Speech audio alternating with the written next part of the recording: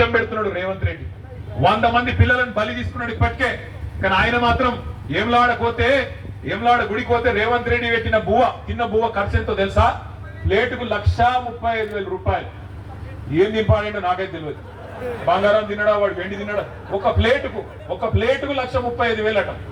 ఆ అందగాతలందరినీ పిలిచింది చూడు, మిస్ బాల్డ్ అనేది పెట్టిండు. సుందరాంగులను పిలిచి పెట్టిన భోజనానికి ఆయన ఖర్చు ఎంత ఎరికైనా ప్లేటుకు ఒక్కొక్కల బువ్వ 1,00,000. మరి 1,00,000 సుందరాంగులకు పెడతావు, నువ్వు ఏమలవాడకు వచ్చి తింటే 1,35,000 అవుతుంది. మా పొరగంలో కనీసం 100 రూపాయలతో మంచి భోజనం పెట్టేస్తలేదా నీకు? లేవా పైసలు? బయట వాళ్ళకు పెట్టడానికి మస్తుగుంటాయి. కానీ మన పిల్లలకు 6.5 లక్షల మంది పిల్లలు 1022 గురుకుల పాఠశాలల్లో కేసీఆర్ గారు పెడితే, ఇదే ప్రవీణ్ కుమార్ గారు అద్భుతంగా నడిపిస్తే ఆనాడు ఎట్లుండే పరిస్థితి ఇవాళ ఎట్లయింది మన గురుకులాలు ఆలోచన చేయండి.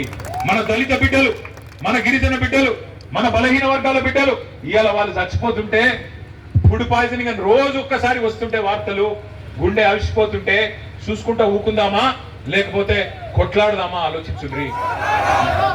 తెరలైన తెలంగాణను మళ్ళా మంచిగా చేయాలంటే ఒకే ఒక్క నాయకుడు ఉన్నాడు. ఆ నాయకుడు ఎవరు? కేసీఆర్ గారిని మళ్ళీ తిరిగి తెచ్చుకుందామంటే ఒకసారి పిడికి లావట్టు.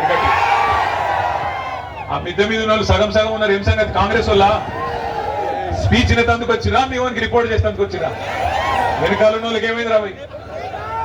కేసీఆర్ కావన్నా పక్కన అక్కడున్న అక్కలు జై తెలంగాణ, జై తెలంగాణ, జై భీమ్, కేసీఆర్ గారి నాయకత్వం, సురేందర్ అన్న నాయకత్వం, జై తెలంగాణ. Thank you Ramanna. మీరు వచ్చి మాకు